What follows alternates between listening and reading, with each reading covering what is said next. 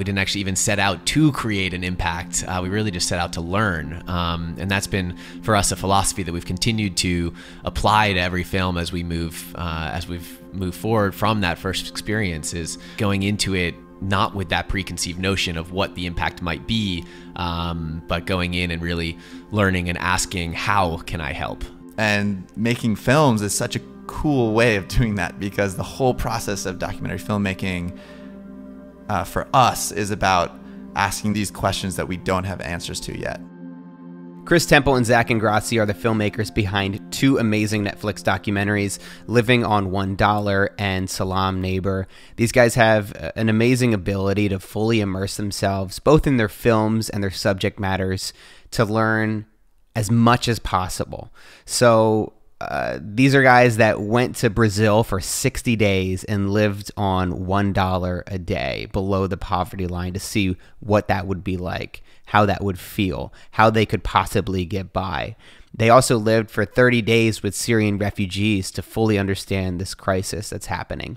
So these guys are the real deal. They're not just reporting on stories from the comfort of their bedrooms, from the comfort of their hometowns. They're really going out there and finding the stories that matter, and they're actually making a really big impact with these films. So we talk about that in our conversation. How do you not only show a story and make a film that's important, or tell a story that's important, but how do you also make an impact on those communities that you're covering, and those ideas and the stories that you're looking to bring out? How can you actually affect and make change?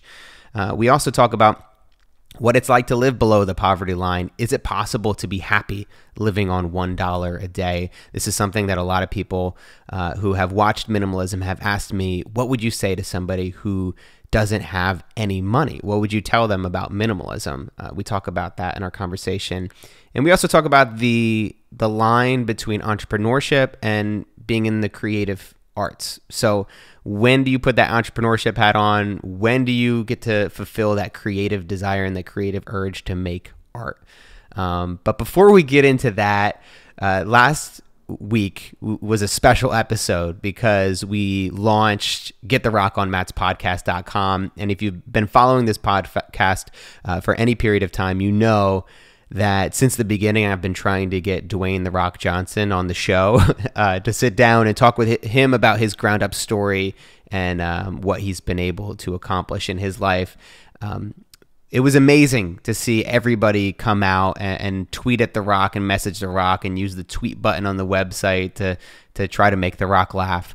Unfortunately, I have to report that we didn't get The Rock's attention. Not this time, not today.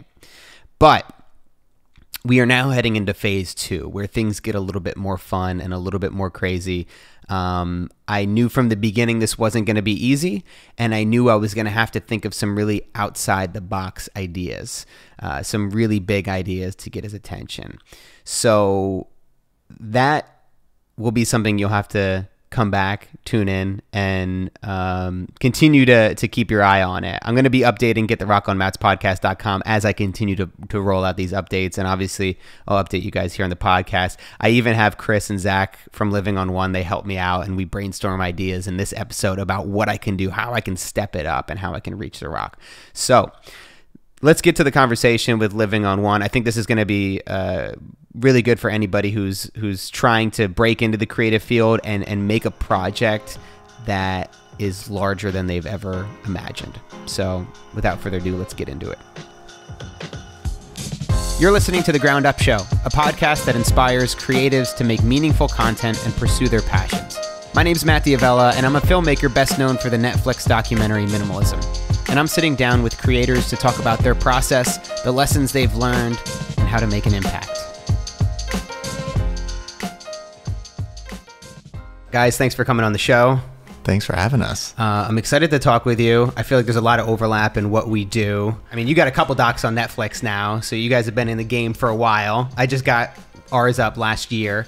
For people who haven't heard of the work that you do, give me a little bit of background for the people listening.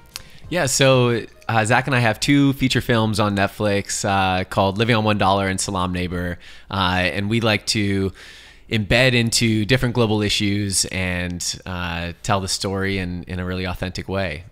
So we've got our production company is called Living on One. It's the two of us as the core team members, and then we're starting to grow slowly as allowed by the finances. And I think at the core, what we hope these films can do is spark real measurable impact.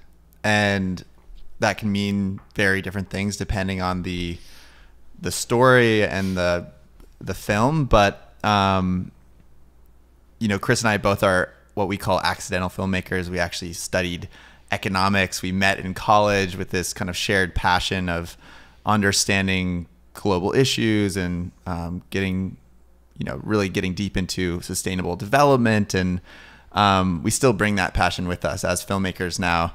I think when we think about what truly matters, a lot of times we end up back at this point of making an impact, and that's really why we're doing this. Yeah, I think when I think about when I first got into filmmaking, well, I guess when I originally got into it, it was more for like making an impact on my bank account. And I was like freelance doing weddings and bar mitzvahs and a lot of stuff that wasn't really meaningful. And then for me, minimalism was a chance to actually make an impact and try to create something that could change people's lives. And sometimes you can do that with just a documentary, with just a song, with just one piece of art. But a lot of times you have to go a little bit deeper. There needs to be some kind of call to action. Was that something that was obvious to you guys from the beginning, or was that something you learned once you made your first doc? It definitely wasn't obvious to us because, as Zach was saying there, when we started out, we didn't actually even intend to make our first film, Living on $1.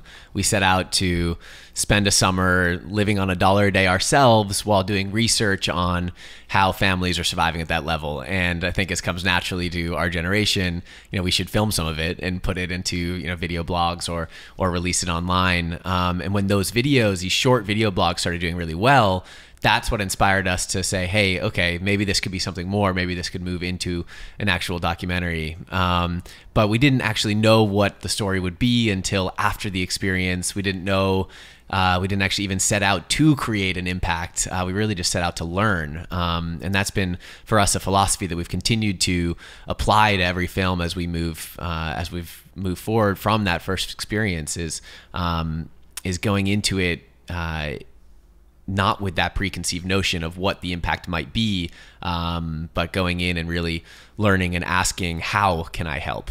And recognizing that people are experts in their own lives in this experience, whether they're living in extreme poverty or refugees or experienced minimalists. And we as filmmakers have so much to learn from that and need to keep that open mind.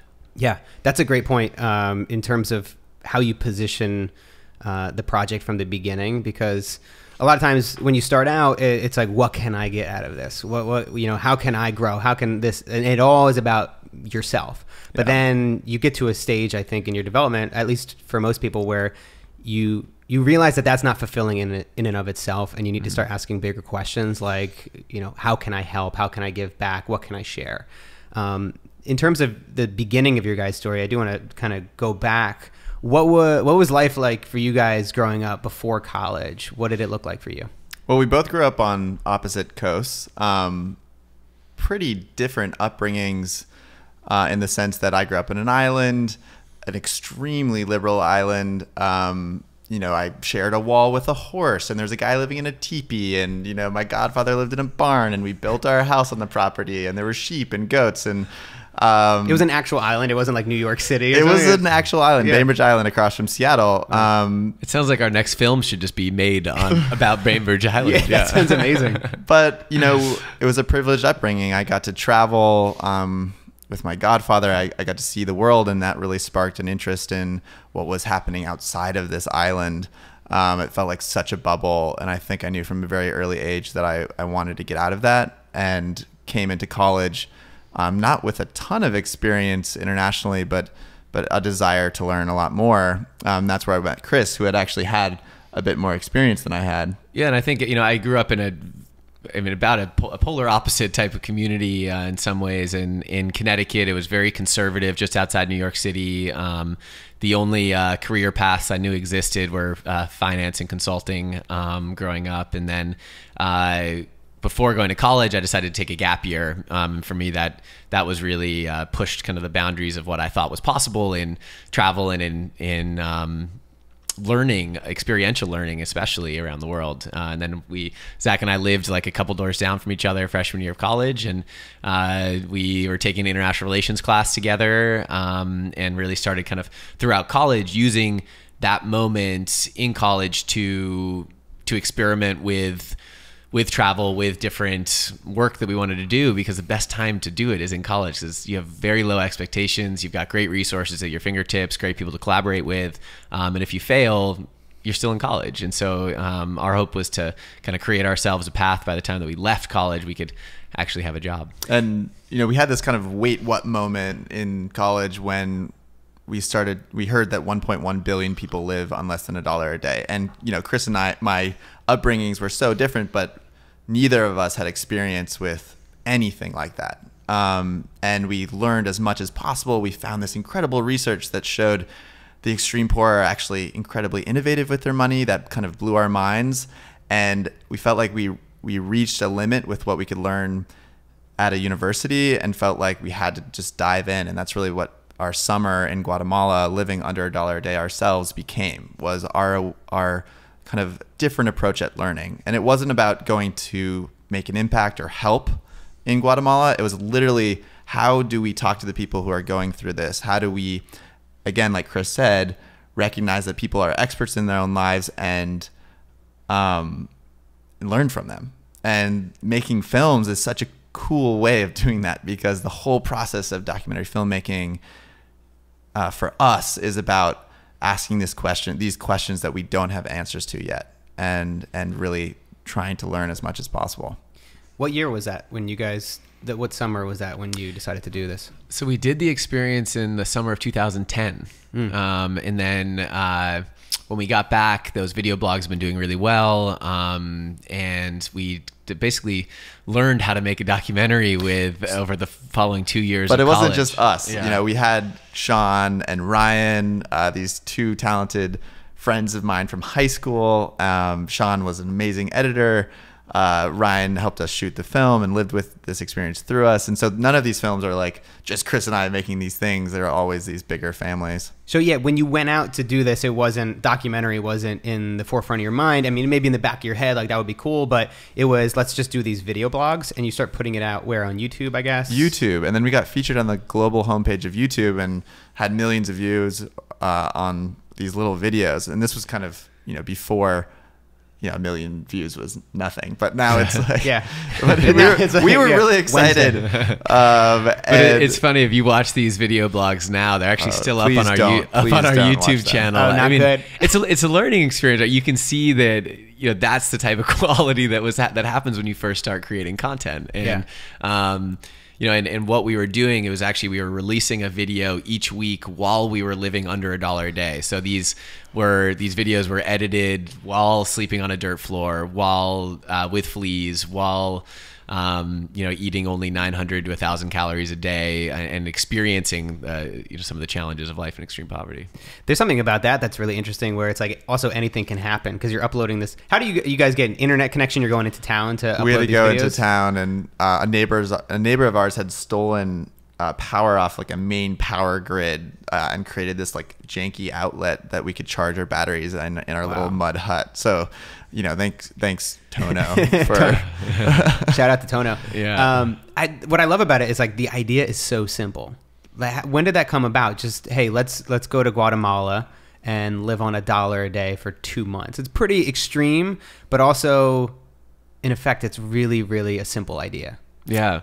And I think that's what happens with these projects is the idea was first formulated around that wait what moment that Zach was talking about, of hearing that 1 billion people around the world are living on $1 a day and wanting to learn more. And then that's the core. And then from there, it started developing into this idea of, okay, how do we get a more personal experience and perspective on what this is. How do we do research on how families are living at that level? And the project really developed over about 10 months. So, it went through all these different iterations throughout and proposals throughout the way, because every time we'd try to apply for money, we would rewrite it a little bit. We'd try it a different way. And we actually applied for financing from 12 different places and got rejected from every single one of them along the way. And so at a certain point, I had thought that the project wasn't going to happen. There was probably a month-long period where we decided, okay, hey, that was a great idea. Maybe next summer we can go at it. And thankfully, at the last second, we got about a third of the financing we were asking for, which was essentially just flights to Guatemala and $1 a day each while we were there. And that's what we headed out to do it with. That's crazy. And so it was also pretty simple in terms of the crew. It was you two guys and two other filmmakers, all shot on a 5D and a 7D. Is that right? Two cameras. Yeah, it was a 5D Mark II and a 7D. And then we just used a little Zoom H2N for all audio. You clipped that on top of the cameras? We were just holding it actually most like, of the time. Occasionally we would put it up on like a mini tripod during interviews, but and actually if you look really closely in some of the footage, you'll see in the corner there's occasionally just that little red flashing light from the Zoom H2N that it's crazy because we didn't think about at the time. Yeah, even as a filmmaker myself, I didn't notice that. Yeah. But those are the things that kill me in my own work. I'm like, damn it, that red light. Yeah. I actually, when we did minimalism, we interviewed Dan Harris, and on his shoulder throughout the entire interview there was a piece of hair that I didn't see because it was just myself, and I had a grip that was just helping me out on the shoot, and it destroyed me inside because like the light was shining through and there's just big hair on his shoulder. So for the trailer, I was so neurotic to actually mask it out in After Effects. Oh, wow. It was like maybe 5 seconds, but it was every single frame, 24 frames per second. So it was, I was actually gonna do it for the feature, but I was like, you know what? Like I can't. Like the hair's part of the story. The hair. Has anyone ever noticed? No, absolutely not. Yeah, Nobody has ever said anything. But those are the things that kill you. But like, I think they're also the things that distract you from the story and from what's actually important about it. Yeah. Walk me through the actual experiment that you guys did, because it was a little bit more than just $1 a day, because those aren't the real circumstances that these people are going through in these towns. Yeah. So we knew from the beginning we'd never be able to truly replicate the lives of the extreme poor. I mean, we're coming in with so much more privilege and just from a different experience, but we wanted to at least simulate some key aspects that we could highlight in this story. One first being that it's actually not $1 a day; it's on average $1 a day.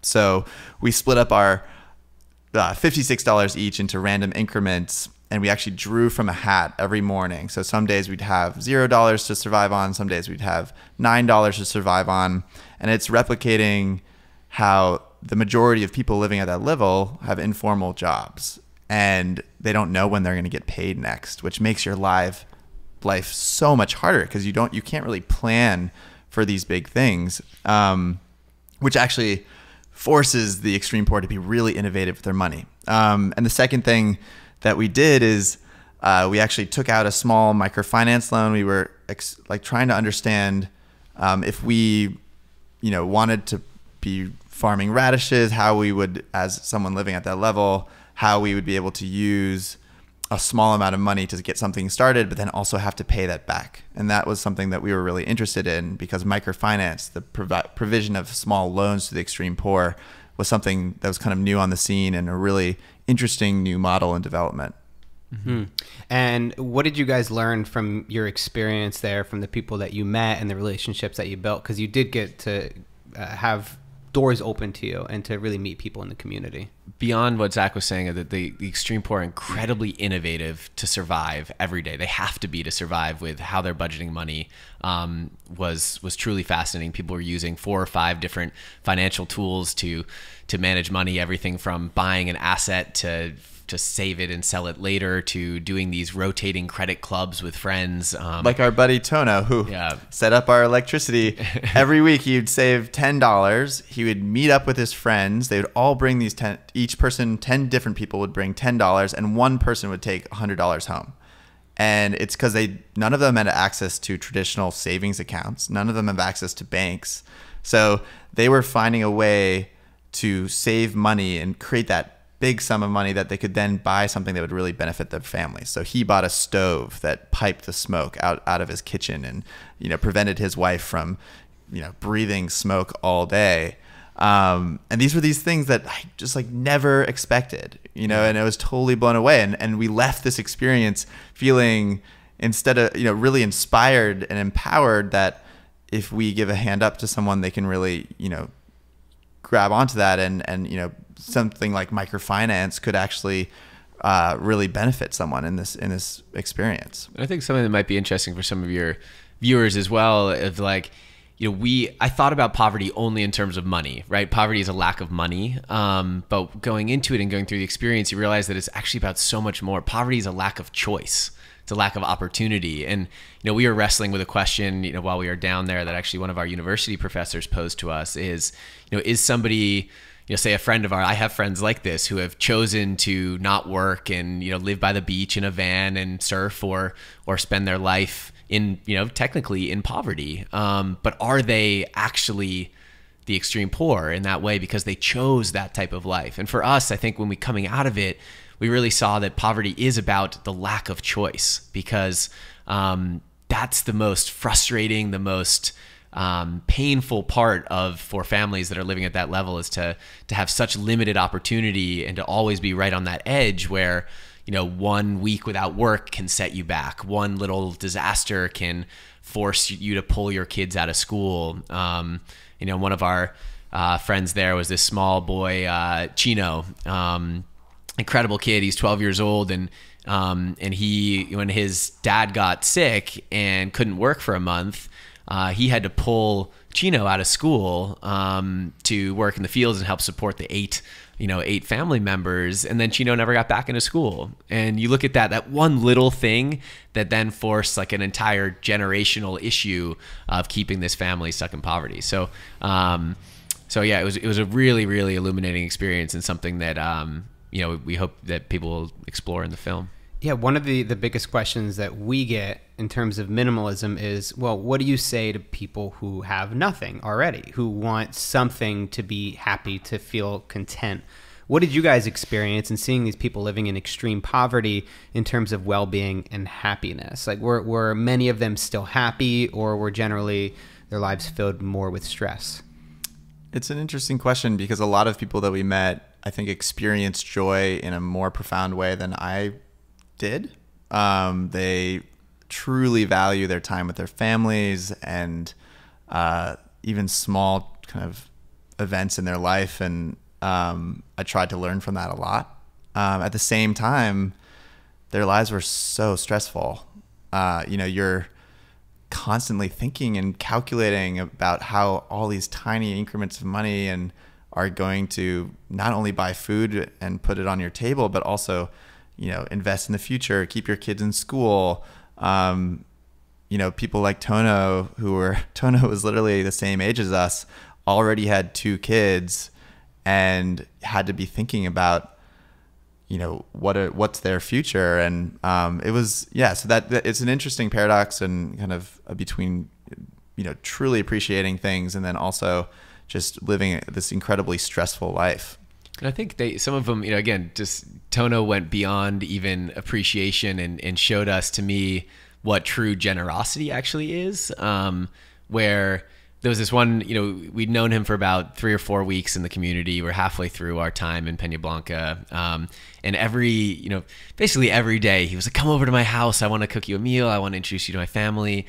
And we were wrestling with not wanting to take something from somebody who is living at that level. So we kept declining, and eventually he's like, okay, just come over and meet my family. I won't cook you any meal. Don't worry. And we arrived there, and of course he prepared this incredible meal of pulik, which is this Guatemalan kind of tomato-based soup that's it's like a delicacy there. The last time he'd had it was at his own wedding. And we sat there and we just enjoyed probably the best meal of my life to this day, because there was just so much joy for him to be sharing that, for us to be sharing it together. And that was true generosity to me, was giving from what you don't have. And it's not just giving away extra stuff that you no longer need. It was it was this lesson of being able to truly give from that place. And throughout the next kind of 3 to 4 weeks, we saved up out of our little $1 a day budget and a small gesture to have him and his family over on the last day to cook them that meal of poulik at the very end, and have that experience back at our house. And that felt, while it was maybe $20 in total, that was one of the most wonderful moments of my life. Yeah. A summer well spent. Like for a couple college kids, like holy shit, to be able to have this experience, it's got to be life-changing. I want to talk about the impact that was made in Peña Blanca. And is it Peña Blanca? Mm-hmm. Yeah. I want to talk about that experience and the impact that was made there. But before we get to that, it's really about how you guys got this documentary made, how you got it seen by people, how you got it on Netflix, and the steps that it took. So what was that process of, like, you've got this series now on YouTube and it's got some attention, so you see that people are actually interested in this idea, and how do you turn it into a documentary, and how do you get it on Netflix? Yeah, so it was a long journey. I mean, these films aren't made overnight. We came away with 300 hours of footage. It's a 53-minute film, so that seems like a crazy difference. I think at first we had to convince ourselves it was worth our time. Neither of us were convinced that that film would ever be a career path for us or a sustainable way to live your life. I think we just recently convinced ourselves that. I try to do that every week. I'm like, you could do this, man. Yeah, I'm still working on that. Yeah, but luckily we were surrounded by some pretty incredible people, and those mentors have continued to be huge parts of our lives. They saw the video blogs online. They, literally housed Sean, who was editing the film, in he was sleeping in like a production studio in Venice, who was like under his editing desk. Because he didn't want to go home because he was living in this like commune that had fleas. Oh boy, second summer of fleas for him. Second summer. And I think those people have been critical throughout. People who are experienced filmmakers, who are experienced storytellers, have lent so much time to us, and we try and now at any opportunity give that back. And so we went from, then we were convinced that this film was a good idea. And then it was just about making it. I mean, literally, I think we had 86 different versions of this film. It was so terrible at first. At first, at the time, and this has been a huge learning process, we had an idea of what the film should be. And it wasn't really in service of the story. We were like, this is what we want to say, and we will only, like, this is it. And the footage didn't really support that. The story didn't really support that. It was a film where we weren't in it. It was just kind of interviews about the financial diaries and financial lives of our friends there, and that just wasn't a compelling narrative. It didn't have emotion. It didn't have an arc or a journey. It was just interview shot after interview shot. Yeah, it was. And then it might be interesting for some people, but economic nerds like us. It was like, oh, this is the best thing ever. Yeah. But that wasn't most people's entry point. Most people are coming in never having even thought about these issues, and so it was a journey in like, what is the story here, and what's the story in the footage? And you come away, and oftentimes in the editing room, you really have no idea. You have to rewatch every hour and kind of totally think through what this piece is. And that was kind of the next big step. And as we found that arc, it became much more powerful. I think Chris and I began to just reach out as much as possible and get a family behind it that would propel it. We brought on some pretty big executive producers who we owe so much to. Mike Lang, who's a former CEO of Miramax, David Doss, who's a former executive producer of Anderson Cooper 360, Jeff Klein. Like, these people believed in it and then started to help us think through, okay, how do we get this out into the world? And so we hit this moment of we premiered the film the week of graduation from college, and this is the first time we were showing it around, and we got a really good reaction from, I don't know if people were just lying to us because they were our friends, because those are the only people in the audience, but it at least gave us enough hope and confidence to say, okay, maybe we don't take a traditional job for a second. Maybe we see what we can do with this film. Let's give it, we said we'd give it 6 months. It was like, let's take this film, let's try to show it around. Let's kind of tweak a couple more things in it. And let's see if by hearing the stories and the experiences that we went through, that people will be inspired, especially students, be inspired to make a difference around extreme poverty. So that's where the impact side really started getting focused, was as we were graduating and moving out, being like, okay, we know the story, we know how it's moving certain people, and we know the audience we want to reach. So we all moved into Zach's parents' house up back on Bainbridge Island, and with the goats and the sheep and the whole experience. Yeah. And worked there for about 3 months to kind of finish up the film and actually plan, at the time, a national tour. So we knew that we had no marketing budget. We knew no one was going to be interested in watching the student film. So traditional festivals weren't really interested in the film at the time. So we had to take a very self-distribution model kind of approach. So you submitted to a couple and we submitted to Sundance, clearly. Yeah, we did that too. Yeah. We submitted to like so many. I think we spent like $5,000 on submitting to film festivals, and it was just hit or miss. Like some would let you in, others wouldn't. It's cool to have that laureate or the laurel, whatever they call it, but at the end of the day, it doesn't really propel you forward if you're not in Sundance or one of these big festivals. Right, and there's other approaches. For us, the audience was young people who wanted to make a difference. And so we lived in a 1978 school bus for 4 months and literally just went from school to school, raising enough money to fill the gas tank. And it got a ton of exposure. We were all of a sudden on Charlie Rose. We got like a little bit of hype and got it to Hulu and did this weird 2-week release on Hulu that was like their most successful documentary release ever. Wow. We realized that online it was going to do really well. Like this was going to reach people. The people we wanted to reach were watching things online. And so then we got onto iTunes. It was #1 on iTunes. And then Netflix saw it, and then it got featured on Netflix. And that's really when things went kind of blockbusters, and we were able to raise, almost $1 million for this community just through like $17,000 $10 donations. Like it was, it really interesting. Point But I mean, like 10 like small donations, just thousands and thousands of them. That's unreal. And this was, I think Netflix was probably a little bit different then. I mean, I feel like now it's very customized and personal to each person, and you can be trending. It was kind of that trending thing, but it was on the homepage of Netflix. Is that right? Yeah. So it released in January of 2015, and at the time there wasn't as many Netflix originals. There were only a couple out there. Really, House of Cards was the big one that they were hanging their hat on, and so they were still featuring other people's content, which doesn't really happen as much anymore. So in that top homepage banner, it was House of Cards, and then it was Living on $1, and we just looked at each other in that moment, and that's a dream moment. Our website crashed from too much traffic coming into it, and you could just see and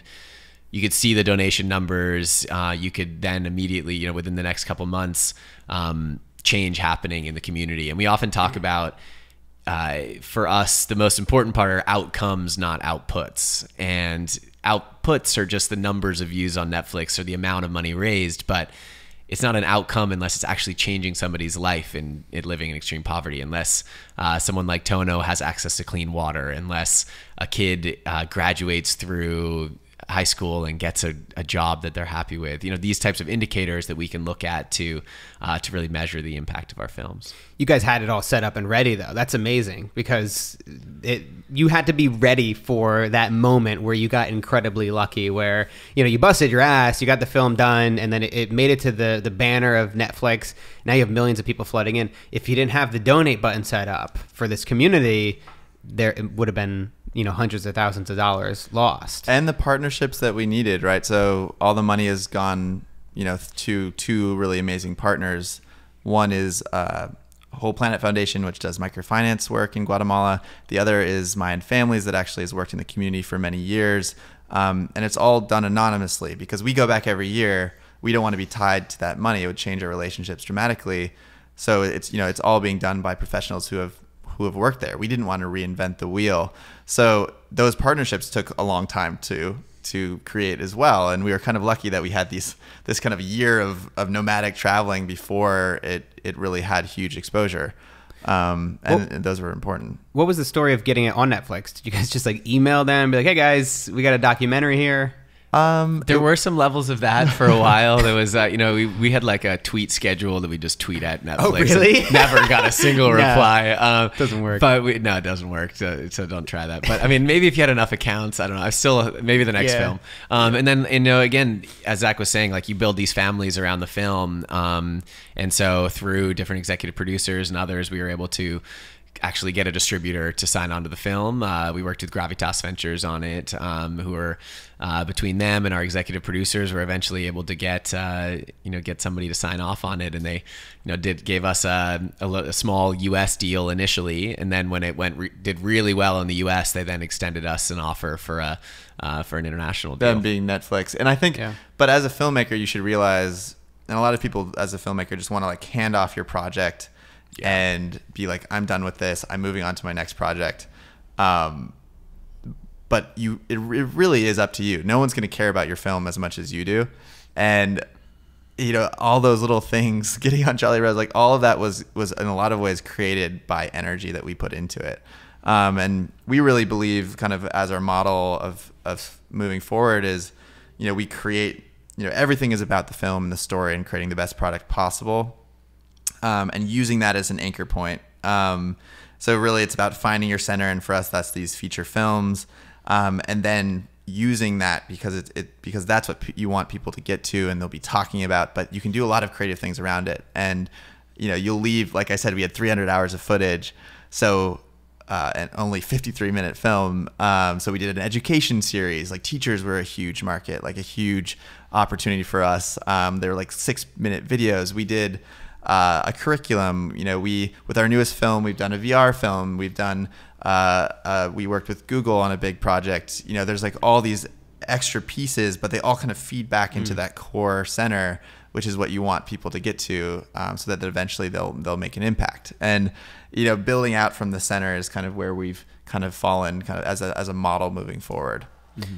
Was there what's next moment once the film gets on Netflix? That's also a long period of time from 2010 when you made it to 2015 when it gets on Netflix.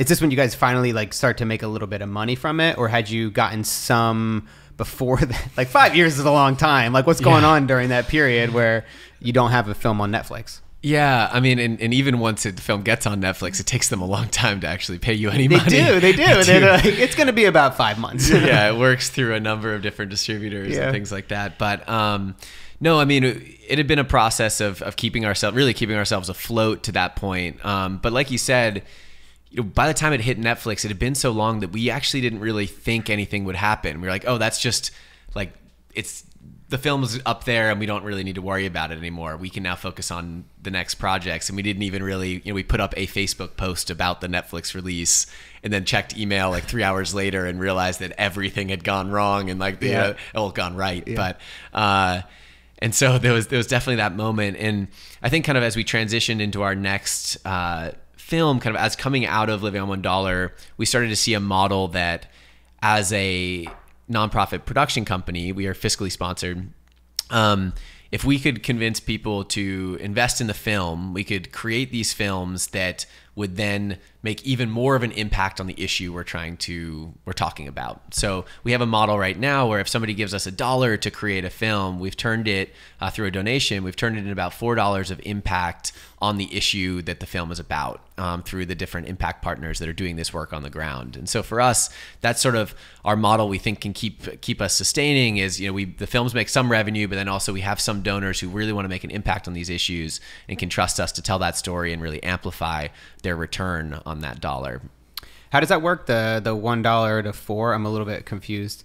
So like your company is actually a nonprofit company. And I'm curious about how like you guys take a salary from that. Obviously, like you have to pay the bills and you got to eat and do all this stuff. The one thing is that for me heading into minimalism, I wanted to just make my money back. Like I was like, because I put 15,000 into it of my own money. Josh and Ryan invested a lot more than that. And we had partners that helped us out that pitched in money as well. So we were all putting ourselves out there to make this thing.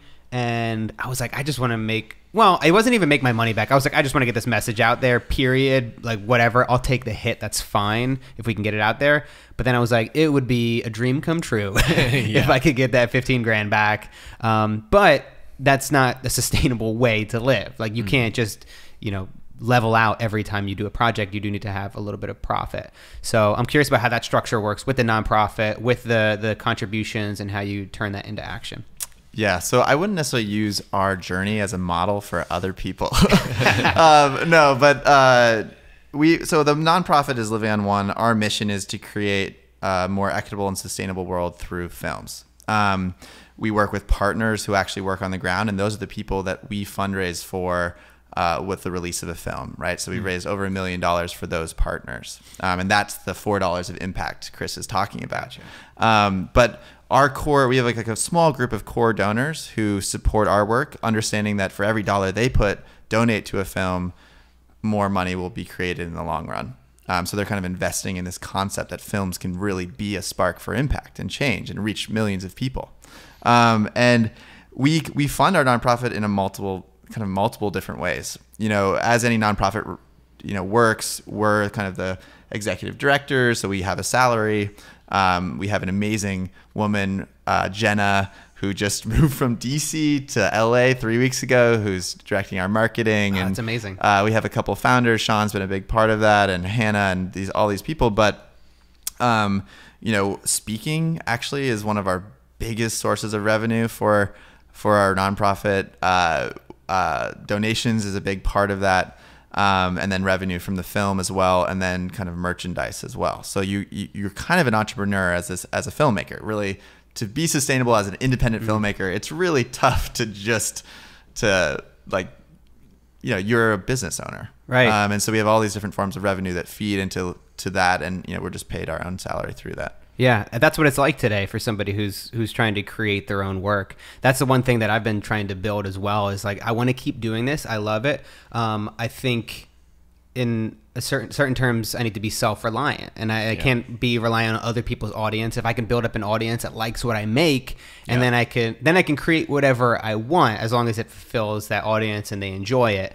But that's kind of the new self-reliance of today. It's like, it's not learning how to build a fire or build shelter. It's like, you need to build a brand and an audience, and it's I don't think there's anything wrong with that, but you have to understand those challenges and what it takes to make it.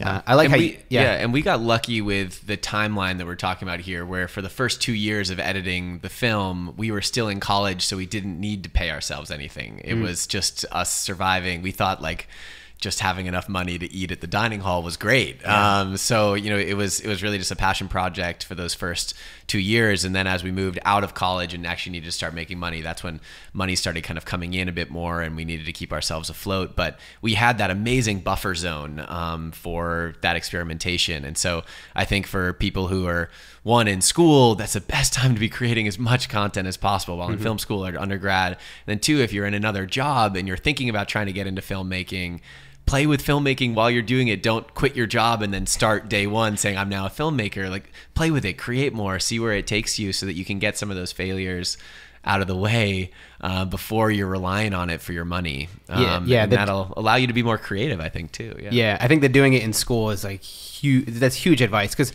a lot of people that I knew in school weren't really that active outside of what was on the syllabus. It was like, just do the work in the class and then that's it.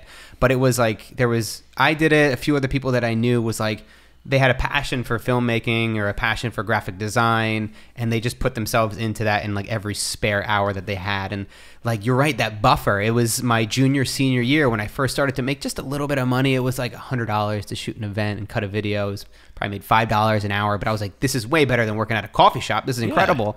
But it was the buffer. Like, when you graduate, if you expect to be able to survive and pay rent on $5 an hour, it's going to be really challenging. So it's like, take that time while you can.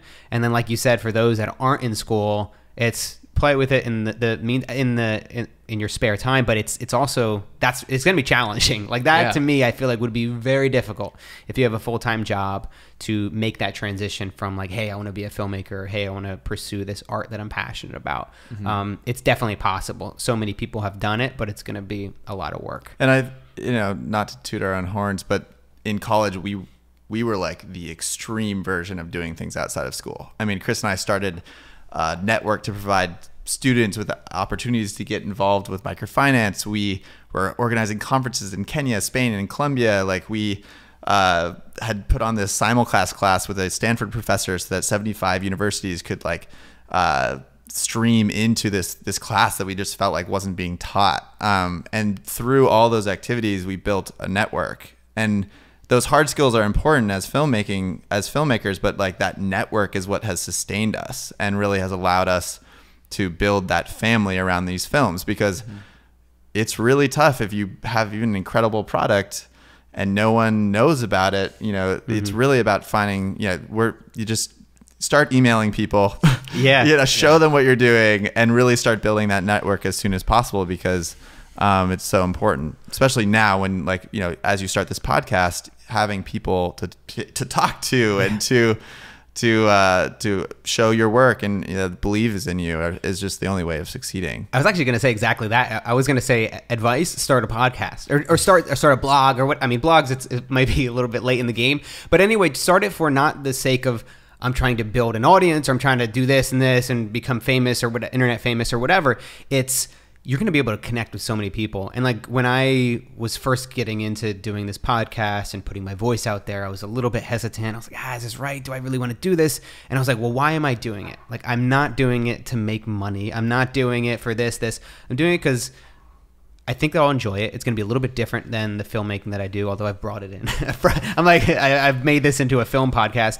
But apart from all of that, I'm going to be able to connect and meet with people that I otherwise never would have spoken to or met with, like you guys, where it's like, you could say, all right, let's go out for lunch or let's get coffee or whatever, but like everybody's doing that, and it's I don't think you actually really share and have a meaningful conversation. I just had Rich Roll on the podcast, and he's like 280 episodes in. He's been doing this since 2010, I believe. He's been doing it for a really long time. And he was like, this is like a dying art form, the long form conversation. He's like, a lot of my best friends, I don't even have, when I have them on the podcast and talk with them, I don't have those conversations with them outside of the podcast. Like to be able to sit down with people and just, hey, let's talk for an hour, 2 hours, and let's kind of pick out these things that have been going on in my head for a while, but I haven't been able to really communicate them with people. And it forces people to move beyond your talking points, right? I mean, let's be honest. Yeah. Everyone is trained now by PR agents and everything. If you're on a TV show for 5 minutes, maybe that's like a long thing. You have these literally 50-word answers that you're taught to say. Yeah, but I love these long. That's what documentary is amazing too. Is you're sitting down with someone for a 3-hour interview and they have to say something. You got to break down the walls. They have to move beyond what they're normally saying. And I think this is one of the best kind of advices that we've learned over the period of time. And this is really coming from Sean, who has taught us so much. But is after you ask a question in a documentary interview and someone's answered it, just hold the silence, right? And they're going to answer it again. And oftentimes that second answer is going to be way better and more honest and go deeper, and they've had a second to think about it, but they've also just like moved beyond that kind of normal talking point. Isn't that the hardest thing to do? I couldn't even do it right there. Yeah, it's so awkward. I mean, luckily, in filmmaking you can edit, right? So you edit out that awkward silence. But I have found those answers to be beautiful. Like people all of a sudden will say these kind of gold nuggets, and had you not spent that moment being awkward, you never would have had it. Yeah, that the long form conversation. I think people are becoming so desensitized to like the quick soundbite, and I think there's a place for it. And it's certainly like as teasers and getting people interested in something. Most people wouldn't watch a feature-length documentary without first watching a trailer to it. Yeah. But at the same time, I don't think that is like fulfilling in the long term in terms of consuming content. And I think that's why podcasts have become so popular. It's because people are like, I just want to like listen to or engage with an actual conversation and not hear these like you said, talking points, because you have to do it in those instances when if you're on TV in front of, like, you're on Charlie Rose, you're like, dude, you guys are probably freaking out. You're like, yes. all right, we need this like 30-second, you know, if you ask this, you're going to say this. Sweat, yeah. Did you guys actually lose your mind on that? Because that's like, Charlie Rose is incredible. That's like my dream, is to be on Charlie Rose. They actually sent out a team to come on our bus, so it wasn't with Charlie Rose. Okay, so it wasn't. So it was a little bit less freaky. Dude, that would have been crazy if you were like the sit down interview with trust me. And the lights. I think, I mean, this is bringing up like a broader question too about how we're trying to approach our films in general. Is you know, as we moved out of Living on $1 into our second film, Salaam Neighbor, you know, so much of the coverage we were seeing about the Syrian refugee crisis was exactly what you were saying, like these short snippets. They were the same kind of images of war and violence, the 30-second sound bites, and so we were really frustrated by that and kind of looked at, okay, could we go into a refugee camp, again, not to simulate the life of a refugee, but to spend 4 weeks there, a month straight in the camp, in our own tent, to just have that space to have a dialogue, to like actually get to know somebody from an entirely different background, and not just through an interview, you know, but actually just sit there and share like 8 to 9 cups of tea a day and to have that dialogue back and forth, where I feel like it was such a privilege to get to meet a Syrian refugee, let alone get to really know a Syrian refugee, understand not just their journey leaving Syria, but to get to know who they are, what their favorite, you know, what their favorite podcasts were. I mean, these little things that you make a relationship what it is. And it took a month for us to really get to a level that I felt like was adding to the conversation. I mean, my favorite moment in the film, Salaam Neighbor, is when we've invited everyone on the last day we were there for this kind of final cup of tea, and you know, people are playing music, and a friend of ours asked us, do you see us as you see ourselves portrayed in the news, as terrorists, as violent? And it hit me like a wall of bricks, that our friends here are listening to how we're talking about them. They're listening from in this isolated refugee camp. They all have cell phones, they all have TV, and they're hearing this crazy monologue, or kind of like a conversation that we're having that we think isn't having an impact on real people's lives. And it took us a long time for them to be so honest with us, to ask a question that really was kind of accusatory, or at least searching. And I think it's those moments that it makes it all worth it, and for us, really important. And they expressed their frustration that somebody would come in, stick a camera in their face for 30 minutes, ask them, tell me about your most traumatic experience, and then leave, and then you'd have no contact ever again. And they would never, they would see the piece on the internet then a month later without ever hearing from that journalist before again. And something as filmmakers we think we have a privilege to do that some journalists don't, is we can take that time and we can continue the relationships beyond just that one piece, because film, as you know, it can take years to make that, and years of developing that relationship, and so you can really stick with that. So one thing that we did that was the most stressful screening of our lives is actually after we finished both of our films, but after we finished Salaam Neighbor, we went back to the refugee camp and we screened it for our friends in the camp. Oh my God, really? On our laptops, just doing individual screenings with each family to hear what they thought before we released it online or showed it to anyone else.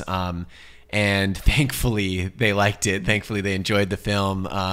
One of our friends had a really funny reaction. He watched it, he kind of pauses for a second, he goes, I'm surprised it's any good. And we're like, wait, what do you mean? And I guess, to him, he'd just seen us, these young idiots running around this camp and filming, and he doesn't know what was ever going to be made out of it. But that was, I think that is a privilege that as documentary filmmakers, we can do that a typical journalist might not have the opportunity to. Right. You don't see that in a CNN interview. They're in and out. Like the hurricane comes, they're there for maybe a week and then they leave, but they're just getting the sound bites. They're just doing the live feeds. And I mean, Not to discredit what a lot of these people in the media do. I had Antonia Hilton from Vice News tonight on the podcast, and like the stuff that they have to deal with and view and witness on a daily basis. She's like, when I walk through the office, I just kind of have to sometimes just put my hands over my eyes because all the screens are just filled up with like bloodshed and carnage, and it's really sad and depressing work, but it's important work to get these messages out there. But there is something that's a little bit more, it gives you more of a real sense of what it's like when you're there and you're staying there, and you can tell it in a long format. I mean, that's just not something that you can do in an editorial type post, whether it's Vice News or CNN. But then there's also challenges to telling those kind of long format stories. This story, Salaam Neighbor, that's a big story to tell and something that's really important right now. When did that idea come about? And that's a big thing to go halfway across the world and make this movie. Like, pretty scary project, right? Yeah, and it like our first film, it was never meant to be a feature film, so it was less scary to make the project. It was supposed to be a short film. We had met this incredible woman, Salam nearby in Manhattan Beach here in Los Angeles, and it was the first time that I'd ever been confronted with the refugee experience. And so what it means to be forced to flee your home, what it means to have to restart your life in a whole new country. And at the same time, the Syrian conflict had become a big part of the news, but there was this big missing story around the refugee crisis. So, this film actually, we shot it in 2014. We met Salam in 2013. So this story started before refugees became a big part of the news, and our film kind of released at the same time that it exploded in the news. So it was kind of very serendipitous around the timing. And those things you just get lucky, or unlucky. It's pretty unfortunate what's happened around the refugee crisis, but the timing is in some ways serendipitous. Lucky that you can share that message and that story when it was needed most. Right, that you happened upon this issue before it really became part of the mainstream conversation. Yeah. And then that we literally had worked on that film for an entire year of editing before we released it. And it released around the same time that Aylan Kurdi, the young boy, washed ashore in back in Turkey, but he was trying to cross to Greece, and there was that moment you could literally see in Google Analytic data that the whole world started paying attention, right? And that was our film had just released 3 months before that. So it was amazing then at that moment, we had, like you said, it was the most needed moment to us for people to actually separate the experience of a refugee from again, what we thought what many people are seeing in the news, these same images of war and violence in Syria, of the narratives of extremist groups like ISIS, who are the exact groups that a refugee family is fleeing. And so we ended up kind of, with the distribution of that film, going about an approach to target not students this time like we did with Living on $1, but to target communities that wouldn't typically engage with a Syrian refugee experience. And we did screenings in Fort Worth, Texas, in Omaha, Nebraska, now in 44 states around the country. We're still looking for those last 6. Slowly we'll get there. But at its core, to have a dialogue about the refugee crisis and separate and really define what it means to be a refugee. That our neighbors in the camp were, the guy who was in the tent next to us was an accountant back in Syria. One of the main characters of the film was a French teacher, and he speaks to us about how Damascus is the world's oldest city, and how it was a thriving society in many ways before he was forced to, in an instant, kind of flee his country. You guys made a virtual film around this topic as well. Talk about that. Like, is that something that you think is going to be at least in part, the future of filmmaking? I've definitely heard a lot of people talking about it, being able to give more of an immersive experience. And what you did was really beautiful. I really liked it. I don't have a nice headset. I just watched it on YouTube and just kind of scrolled around through it. But Did you guys, I mean, with like the real headset, I'm sure it gives you a really immersive experience. So the piece is made for the U.S. Holocaust Memorial Museum. So it's actually an exhibit where people sit down in chairs and have the full headsets. And so it was really created with that in mind. I think VR is such an exciting medium. It really works well with very specific stories. I don't think it's going to replace, 2D film. It's so immersive when you have the headset. It's so immersive when you can really sit in it. It was really fun to experiment, and it really served well for trying to place you in these specific worlds that a refugee moves through. And we had worked with Riot. Riot had this incredible footage from inside Syria. You're actually in the middle of the wreckage.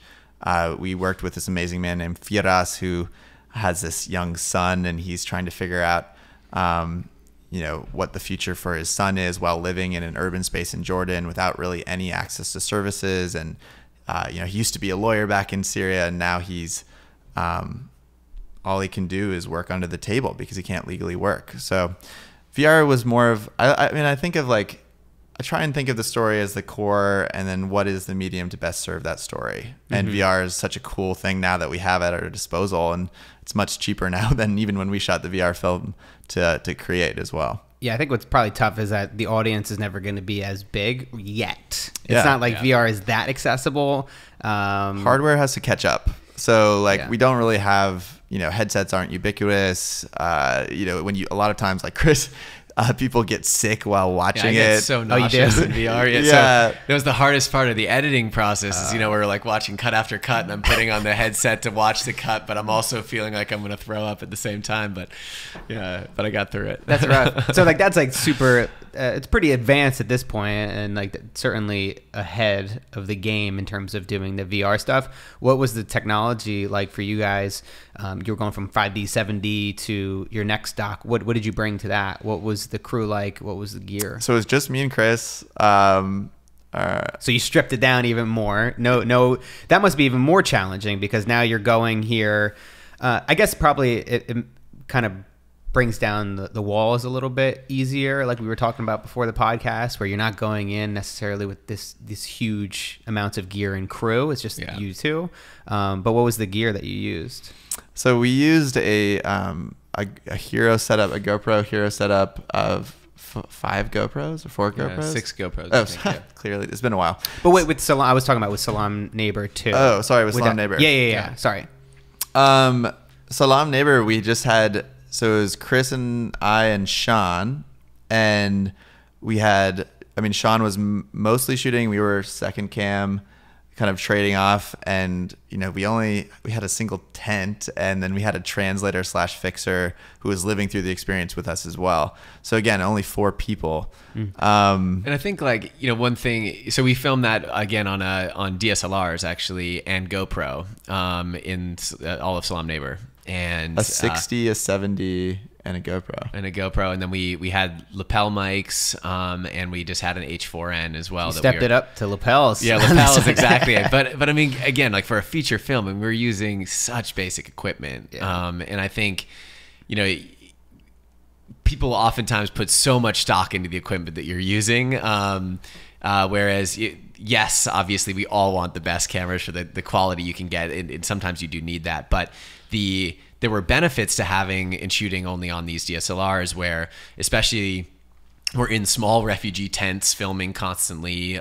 You're asking people very intimate questions in the refugee camp about experiences that would be, I couldn't even imagine talking about losing a family member or fleeing your home or those types of experiences. And so anything that you can do to make somebody feel comfortable, the better. And for us, DSLRs were a great way to do that, where you're not sticking a huge camera in someone's face. You don't have a guy with a boom mic like shoving that down their throat. You don't have lights and a whole thing.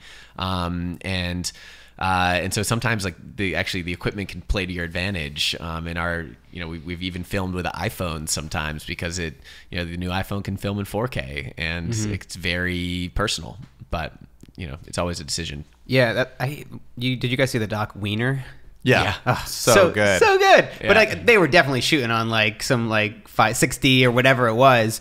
It wasn't anything great in terms of their gear. I don't even know if they used lapel mics on most of their footage. It seemed like it was just two guys with DSLR cameras following around Anthony Weiner. Yeah. But what conspired was amazing, and it was a look into politics that you normally don't ever see. Yeah, I mean, access is everything in storytelling, right? If you can get the access, everything will fall into place. And with Anthony, with that Weiner doc, I mean, it was his former chief of staff, so trusted him like no other person. And I mean, maybe we should fact check that, but I'm pretty sure. Yeah. And it was and I think trusted is the right word. Where I think now there's a rift in that relationship between the two of them. And I think that's that access and the trust that you build is something that's so important for us. We've seen that in the course of our filmmaking. We go back to Peña Blanca every year for the last 8 years. And we see every time we go back, people open up in totally new ways. Our new short film on one of the main characters of Living on $1 is called Rosa These Storms. And it's about Rosa's specific journey, because she says in Living on $1 that she wants to be a nurse, but we don't find out why, really, which is this intense, really personal story until 3 years later. And so that became its whole other piece. And now she's like, at 32, like 3 years into nursing school. So there's spoilers, man. I know. Well, that's, didn't spoil the other parts. But, Yeah. But I think, these are long processes. People don't just come in and, if someone came into my house and asked me really personal questions, I'd probably tell them 5% of the true story. Yeah. So when you guys go to do Salaam Neighbor or any project like that where you're really immersing yourself into a place, do you come out shooting first day, or do you take a day or two to settle in? I mean, obviously you're probably filming because you're filming your guys' experience there. So going there, that's an important part of it. But when do you start to get access to the community and start to break down those barriers? It's always decided in the moment. You feel your relationship with the person there. If someone feels like they're comfortable with the camera and you can just start kind of running some audio or running camera just in a conversation, run with it and go for that. With Living on $1, we were very hesitant with filming because we'd never really done it before. So we actually, when you look at the footage, we don't really have anything from the first 2 weeks. We've got like a couple select scenes, not really any interviews. With Salaam Neighbor, we did come in and start filming a lot faster, but I think filming can mean so many different things. Like if I'm asking you your name, some background information, we're just having a conversation and that's on film, that's a very different thing than asking somebody and asking them to explain a moment in their life that they'll probably only ever want to tell you once, like the loss of a child, where, we have this amazing woman we met in the refugee camp who, she's lost 2 children now, one to ISIS and one to the Assad regime. And her talking about that experience was incredibly painful for her. So that wasn't where we started, obviously. And we didn't even learn that until a while later. And what she began speaking with us about initially was, how she was actually collecting trash around the camp, these like plastic bags and things around the camp, and weaving them into art and then selling those. And like she was so proud of it. And so she showed us all of these different weavings she'd made and baskets and artwork that she'd done. And we really bonded over that for a number of weeks before we even got into her background and hearing more about what she was willing to share with us. That's gotta be a life-changing experience for you guys to be able to do that, immerse yourself in these communities and in these refugee camps, and then you come back home to LA. Like, what is that experience like? Are you like, oh shit, like what do we do here? And you know what I mean?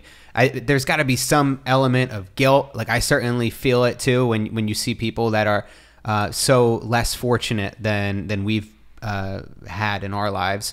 It's like, how do you move forward and what keeps you going through that?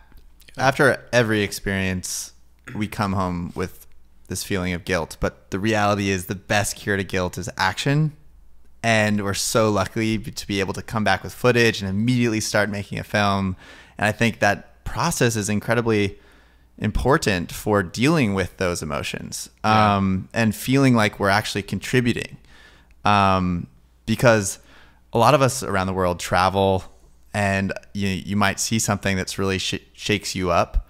but we don't all have those outlets to come back and take action. So we try not to dawdle too much, and you just have to dive in. And I think it's not just our experience, immersing ourselves, but any filmmaker, journalist goes through this. And we feel super privileged to be able to immediately start creating something. And that's the cool part of being a creator is you're actually creating this tangible thing that could really have an impact.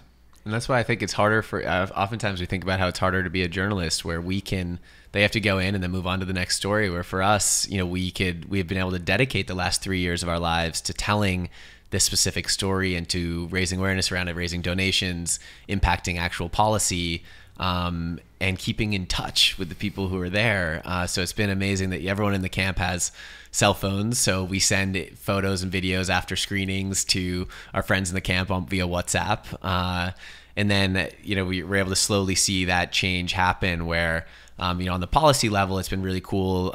Even President Obama used clips of the film to kick off his refugee summit last year. So you've got the top level side, but then on the grassroots, we did some screenings around Canada, and a few individuals wanted to privately sponsor a refugee family from the film. So 2 of the families from the film are now getting resettled to Nova Scotia in Canada, which is amazing. Then you can see, the life of that actual individual who I know, who I developed this relationship with, is now changing. And that's what really matters to us, I think. What advice would you give to the aspiring creator, the aspiring filmmaker, somebody who we want to encourage to not just make content, because everybody's like, got to make content, make sure you make consistent content, do it every day. But that's just, a lot of times it's vapid, it's clickbait, it's nonsense, and it's not helping to really make an impact. So if we're trying to give advice to those people, the filmmakers, creators, to make meaningful content, what advice would you give them, and how do they find stories worth telling? I think it's all about finding the right approach to learning. For us, that, in Guatemala meant literally creating this kind of simulation and really diving in. Other pieces, it's been very different. With Salaam Neighbor, it was about having a tent and having a space that was a really unique place to invite people in to tell their stories in the camp. So we think a lot about what is the approach to learning. And what's nice about that is it's a lot less scary than, it means you don't have to have the answer, right? The whole process of creating is learning and seeking the answer. And so the filmmaking is just a part of that. And it's kind of freeing, because like with a new film, like you want to know what it is before it's created. But as long as you get started learning, it's step by step, and it kind of builds into this film. I think at a baseline, the most important thing for a filmmaker to do is to maintain integrity and make sure that you are telling the story truthfully and accurately. Are there checks and balances that you guys create to make sure that your stories are true and that they are reflecting what's happening in the world? Because it is challenging. Like you say, you take hundreds of hours of footage and you're cutting it down, and you make a 55 to an hour 15-minute documentary. You're not telling the whole context at all times. How do you guys grapple with that in the editing process?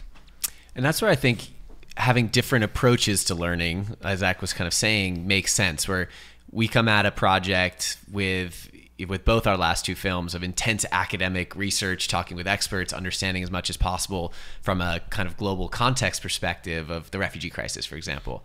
And then you take that and all these great theories and yada yada, and you break it down by having an actual conversation with a refugee themselves. And that type of perspective is raw, it's real, it's honest. And then we've kind of added in a third dimension a little bit of trying to put ourselves in a different position by living on $1 a day ourselves, for example, and seeing and feeling a little bit, even a glimpse of what that might be like, the stress might be like to manage that type of lifestyle. And so when you kind of combine all of those together, we're trying to paint a picture that is the most complete, or at least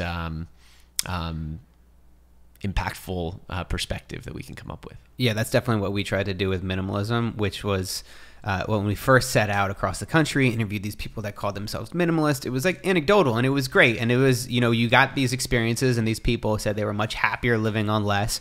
Yeah. But then it was, for me, I was like, Yeah, but I'm not satisfied with just that. I think I need to actually know from experts and economists and people who actually know much more about people living in poverty, people that don't have enough, people that have just enough, and what is that relationship between, you know, what we have and our well-being and happiness. And for me, it was that helped, I think, tie it together. It also added credibility. It also let me know that the story I'm telling is true and it's not just based on my assumptions. Because a lot of times as a filmmaker, you head into a project with certain assumptions about what it's going to be like.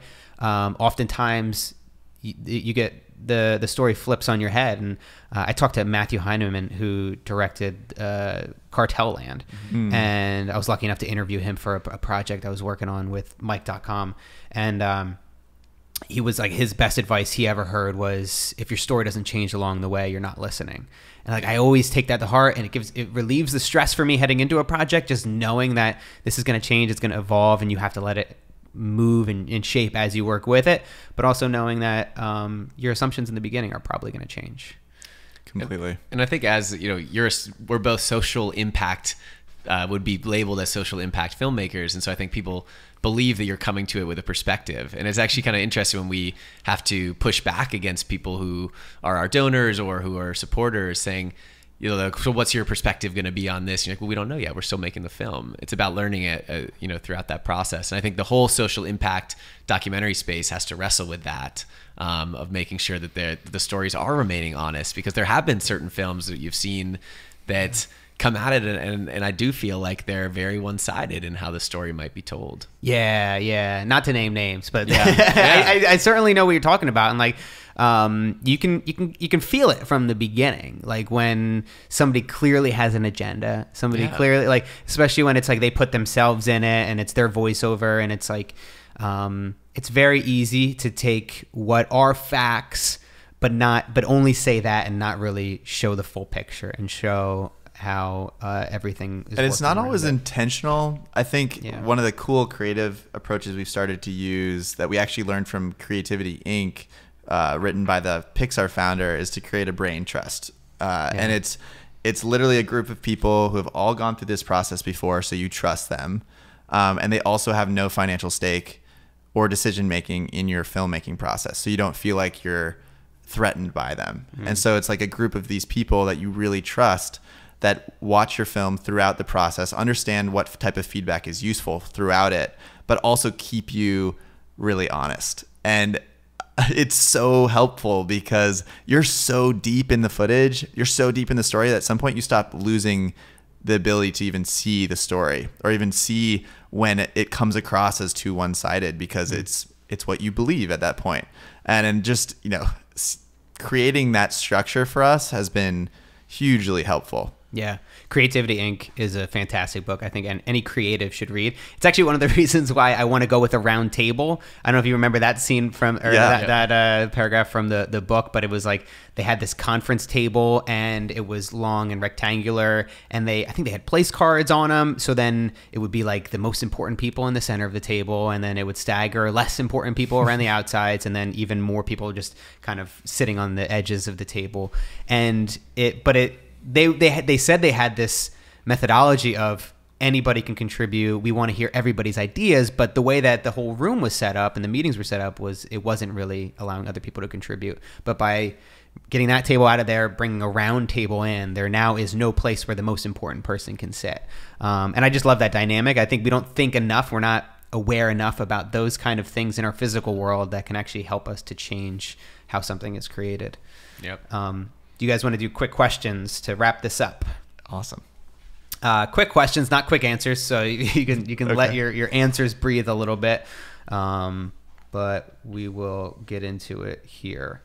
Talking about books, what one book has had the biggest impact on your guys' lives? So, I mean, I think Creativity Inc. comes from, I would separate it into two things, and they're actually kind of similar. So, you know, the creative process type book, and then the development or impact space book. And what we've noticed when we read a ton of these two books because we're huge nerds for them, and there's actually a lot of similarities in the approaches of how you go about making an impact and how you go about creating a film. It's a lot of it is about listening, like we were talking about. A lot of it is about being patiently persistent as you go through it, recognizing that real change takes time, that real good stories take time to unfold. Can I try and guess what books you're going to say? Yes. Go for it. Yeah. This is like the dating game. Yeah. No, Jump in, yeah. I think on the creative side, maybe Creativity Inc. Okay. And then on the development side, Portfolios of the Poor.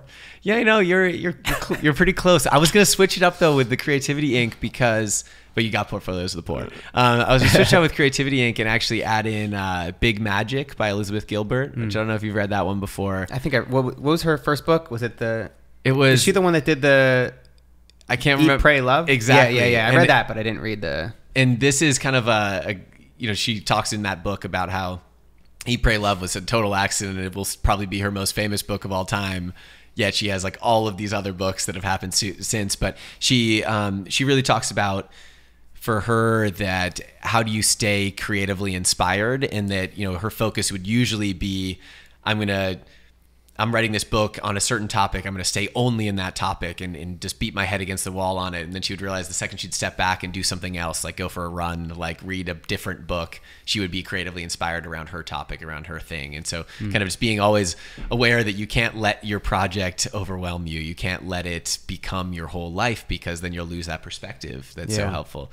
And then Portfolios of the Poor, to me, is just a backbone book that everybody should read to understand the life of the extreme poor, that there's over 1 billion people around the world living in extreme poverty, and we're not going to figure out how to actually end extreme poverty in our generation without understanding it. Wow. And then I read sci-fi a lot, and if you look at a couple books like Neuromancer or Ubik, these are people who are trying to understand what the future might look like, and these were written before computers, yet they kind of imagine a world with a version of computers. And for us, I hope we're asking questions that could potentially shape the world in the future moving forward.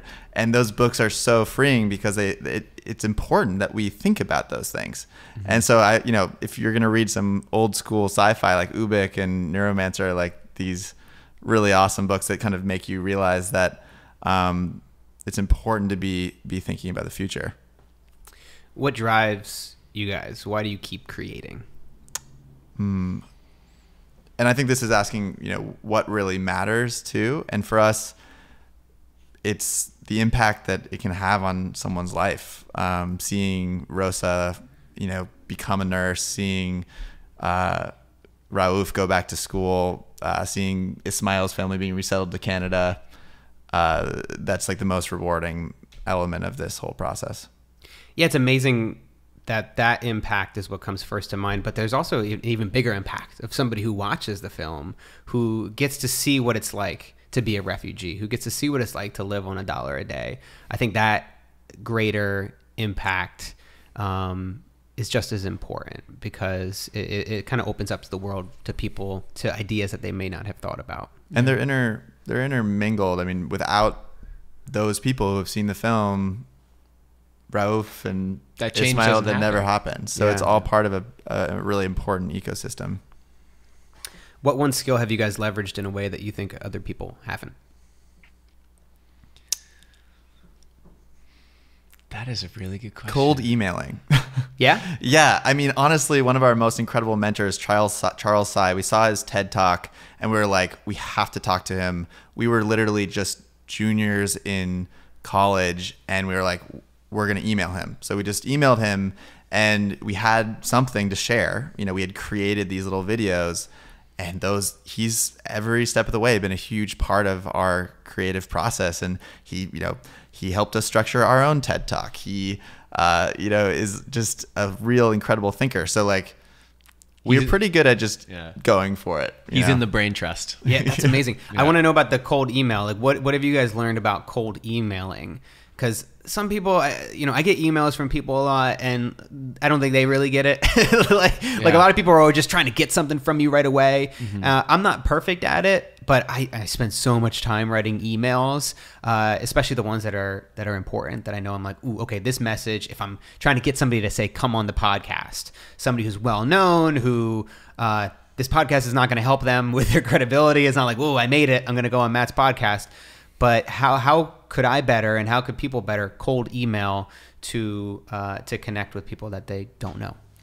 So I think the first things that come to mind to me is why you are cold emailing me. So in what I mean by that is, like, why is it that you're doing what you're doing? So you have a podcast, but why do you have a podcast? What is it that like really drives you and gets you excited? And if you can't convey that to me in an email, then is it worth us really talking? Like, are you just doing this for a reason that you don't know? And I think I always react so well to somebody who can explain to me why they're passionate about it, why they're excited about this.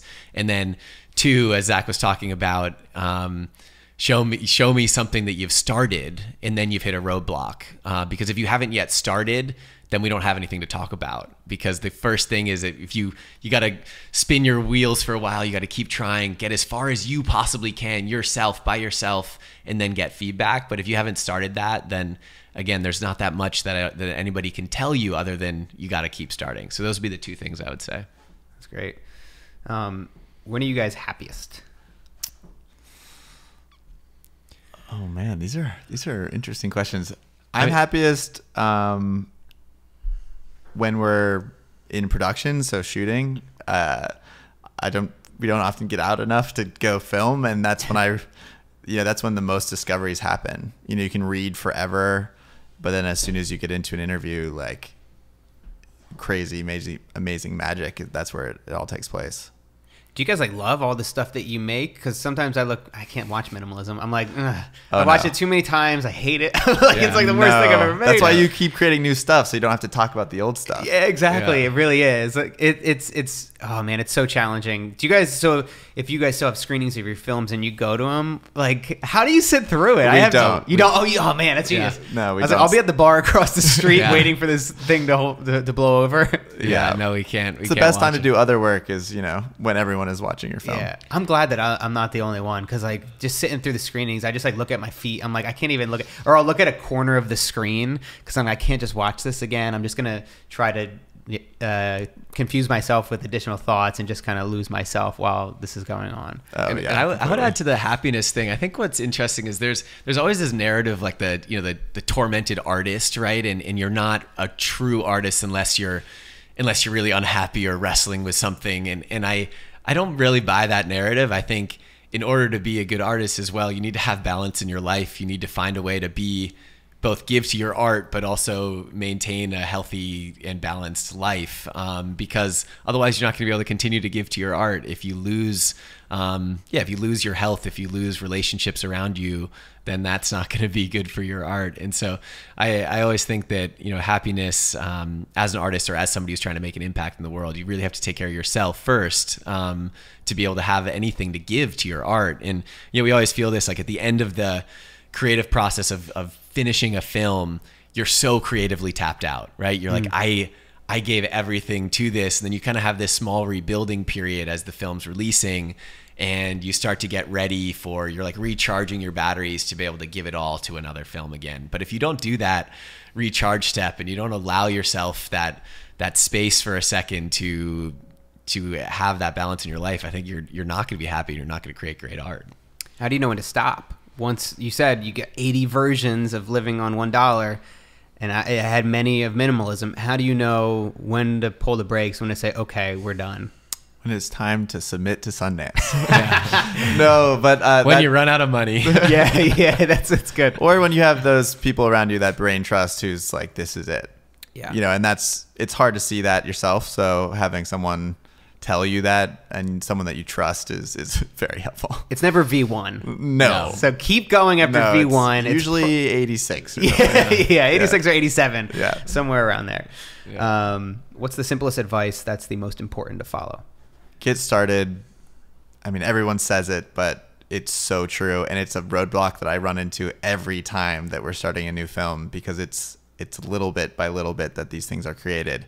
And it's something we're even, we're doing now. We were talking about actually on the way over here this morning of if you see it as a full feature documentary, you're not going to get started, because that's way too daunting. You don't know what the story is yet. It's way too intense. So how do you take it and break it into a much more manageable chunks along the way? So you're like, what we're focusing on this month even is just finding one character. And you're like, we can find one character, right? Like we could find one interesting story in this topic, and then you can accomplish that. And then by doing that, you then figure out what your next little roadblock is. And you kind of break it into those little chunks. And I think people always overestimate what they can do in a year, and they underestimate what they can do in a week. And so break it up into these little chunks and set yourself these little weekly goals that'll keep you moving forward. I love that idea of just starting small. And so many times I've started really small projects. I'm like, this is just going to be a short film. It's just going to be a one-off. It's going to be a limited series. And then all of a sudden it grows and it grows.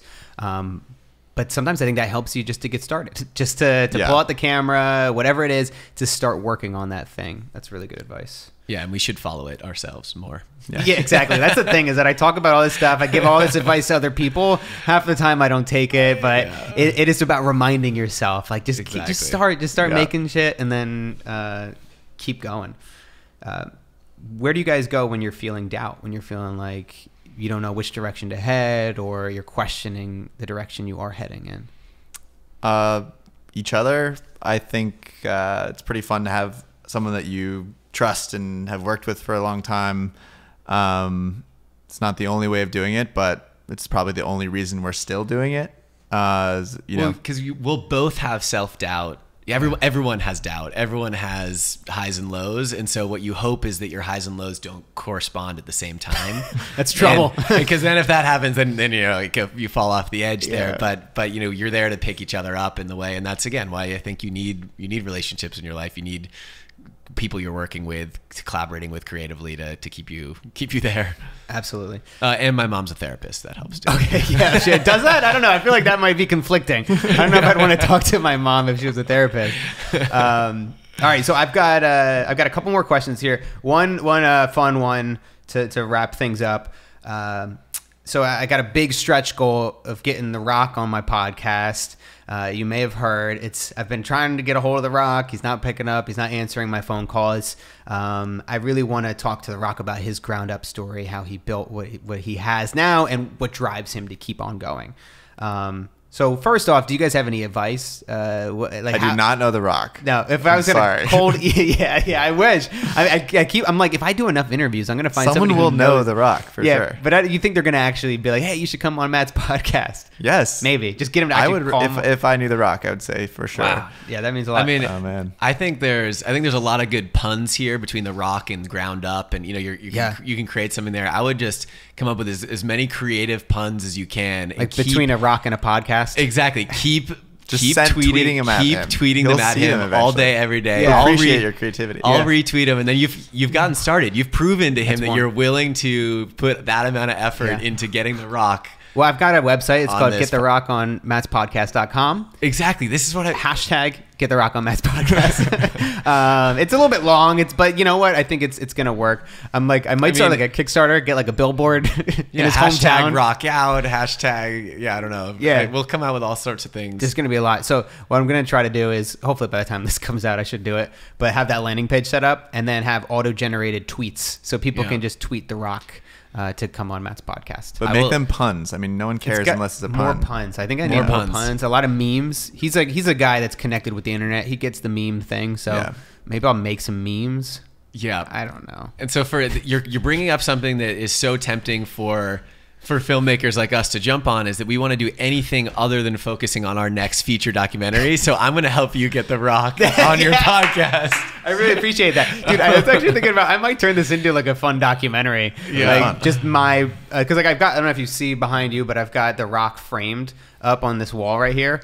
And I also, a great photo of The Rock. It's a really good photo. And I actually have the same photo here in my wallet. I'm like, do you have extras? This is the secret in action. I don't have extras. I only have 2.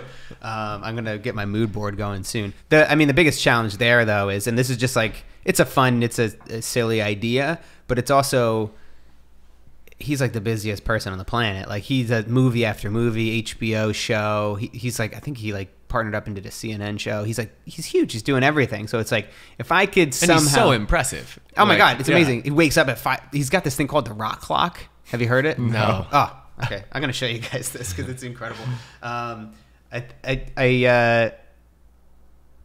This is how I wake up every morning. You can actually set your rock to rock time right there. I think actually if I click it, it'll play a sound. Rock time. Oh, I like it. Isn't that incredible? So it's the rock clock. Rock is waking up at 3:50 a.m. tomorrow morning. So you wake up with the rock. If that's not creepy, I don't know what is. But anyway, he's got these different alarm clocks here where you can add a new alarm. Do you think he just plays with that to mess with the thousands of people that like? Yeah, he's like follow 2 a.m. him and he's like, Yeah. I'm really waking up at 3, 4. No. Yeah. So this is listen to these things. Like, I mean, that's a dope ringtone. But some of them are actually kind of funny. Good morning, sunshine. Yeah, that's what the rock just said. I mean, again, so here's another idea. You got to sing at the rock too. Sing at the rock. I should just start You're waking up with verging the on rock. terrifying, Chris. This is Yeah. not. I don't know if this is Because the I mean, touch. because he's got so many elements to his career and to what he's accomplished, and he's Yeah. again, like you said, he has no shame of going out there and trying it. So I think you have to replicate. I can't sing. I can't. You have to replicate what you think that The Rock has done himself in his career and put that out there. I think the big thing is I have to add value to The Rock. I have to Yeah. make the Rock laugh. I got to get something that engages him in a way. Yeah. Anyway, thank you for doing that. I appreciate it. And we'll see. I'm gonna keep bugging you guys to help me get The Rock on this podcast. And I got to be patient though, because I feel like it's not going to happen anytime soon. Talk about I don't know if this is the most meaningful message in the world for you guys to be dedicating yourselves to. We did have a funny experience where there was a Syrian refugee who was coming to the Oscars this past year, and she didn't have a dress the day before the Oscars. So we just tweeted it out, and immediately it got picked up by a number of different publications, including Variety and others, being like, help get this Syrian refugee a dress off of these tweets. And my tweet was embedded in the middle of all these articles, and she got it made, a handmade dress for her in one day. Wow. The day before the Oscars. So Twitter can accomplish these things. That's amazing. I just love like really simple ideas like that. Yeah. Because it's just one small thing, but that probably made such a big impact on this person's life. Yeah. All right, 2 more questions to wrap it up here. One thing that the audience should read, watch, or listen to before they go to bed tonight. I've been listening to Ear Hustle on Radiotopia. It's so good. It's a great collaboration between an artist and a subject. And if you're a creator, it's a great way to just like explore that relationship. There's this little 3-minute video that I watch repeatedly every couple months. It's called Taste, and it's narrated by Ira Glass. So if you just Google Taste and Ira Glass, it'll come up. And it's the best thing to keep reminding you to get out there and to create, because only by continuing to create over and over again will your taste, will your skill then ever match your taste. Because like you said, we hate watching our films after we've made them, and we think we could do better. And so you got to just keep getting there. And you're going to create crappy content. Like it just happens. And then maybe some theoretical day you'll have a piece where your skill matched your taste. Yeah, I love that. That's a really good video. The one video that I listen to or watch repeatedly, I haven't done it in a little while. I'll have to again. But you ever see that inspirational Charlie Chaplin video? Yeah. Yeah, like it's from this movie, The Dictator. But he gives this amazing, beautiful speech. Like I start crying when I watch it. I'm like, oh shit, I got to start doing some stuff. I got to start. Oh, I get it. Okay, making that's some one moves. I'm going to watch. Yeah, you tonight should then. check it out. It's really good. Is there a name? Do you remember the name for it? It's like the I'm greatest sure if you speech on. I think it's the Yeah. greatest speech ever made or something like that. I think that's what the video is called. And lastly, to wrap things up, how should people connect with you guys online? Social media is great. We're at Living on One on all the handles. And then personally too, like we love when people ask us questions. We've benefited so much from, people have taken time to answer them. So hopefully we can get around to it too. Yeah, and then our websites, just livingon1.org, and our email addresses are both up on there as well. Just Chris at livingon1.org and Zach at livingon1.org, and all our handles across social are just our names. So yeah, reach out, and if you send a cold email, make sure you explain why and have gotten started and reached a roadblock. Awesome, guys. Thanks so much for coming on. Yeah, thanks for having us, Matt. All right. Thanks so much for listening to the Ground Up Show. I hope you enjoyed this conversation with Chris and Zach.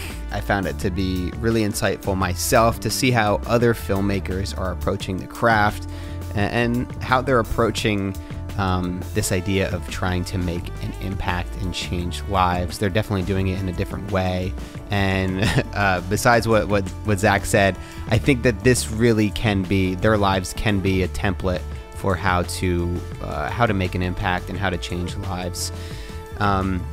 If you want to help out, you can leave a review of this podcast on iTunes. As you know, I'm not doing advertising on the show, so I'm not making any money from it, but I am hoping to grow this podcast and for it to be something sustainable. And in order to do that, I need it to be a little bit bigger. I need to try to grow my audience and hopefully make a bigger impact myself. So if you head over to iTunes and leave a review for the show, whatever review you want, 1 to 5 stars. I'm hoping it's more on the 5-star range, but that would be really helpful because then it tends to show up a little bit more in the search results, and people can. It's one way of validating that it's a good show, which I think it is. So that would be super helpful. Also, gotta mention, I might do this every episode now. Get the Rock on Matspodcast.com. Go there, send the Rock a tweet, say hello to me on Twitter. It's really great to see you guys coming out and getting creative and messaging the Rock in different ways. Yeah, that's about it. I kind of like doing an off the cuff outro to each episode. I've used to do it, I think, in the beginning, early on. I would kind of switch it up every time. I used to, when I was a podcast listener, I still listen a little bit, but not as much as I used to. When you're creating so much, it's kind of hard to still listen to hours of podcasts every day, but still a fan of the medium. And from what I remember, it's like everybody would just have the generic podcast outro like I did. It's just easier. Obviously, you just record it one time and you just keep plugging it in. But I feel like it's just, I don't know. It's like, why would you listen to the same thing over and over again? Why would you listen to the person say the same thing in the same way? So maybe I'll just keep doing this. I'll just keep having a rant towards the end where I can do the plugs for the iTunes reviews. I can get you to go to Get the Rock on Matt's podcast, but maybe I'll also fill you in with other updates that are going on, other things that are going on with the show as a way to wrap things up. But now I'm rambling, and thanks for watching, thanks for listening, and I'll see you next time.